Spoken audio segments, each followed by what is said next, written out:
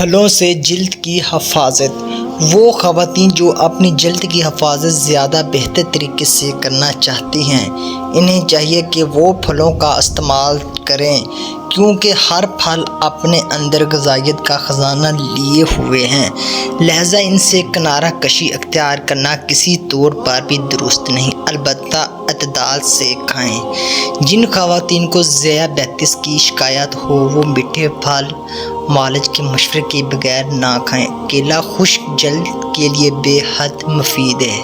آپ ایک کیلا اور ایک چھوٹا چمچ شہد اچھی طرح ملا کر چہرے پر لگائیں، 20 منٹ بعد چہرہ دھو لیں۔ یہ ماسک آپ کے چہرے میل کچل کھینچ لے گا اور آپ کی جلد دمک اٹھے گی۔ سنترا خون صاف کرتا ہے، اس کے چھلکے بھی فائدہ مند ہوتے ہیں۔ چہرے سے سارا یعنی آپ چھلکوں کو اپنے ہاتھوں، کینوں اور پیر پر متواتر ملیں اور پھر ٹھنڈے پانی سے دھو لیں۔ سنترے کے چھلکے ہاتھ، پیروں کو نرم بنائیں گے۔ لیمن کا رس یا گودا اگر چہرے پر ملا جائے تو چھائیاں دور ہو جاتی ہیں۔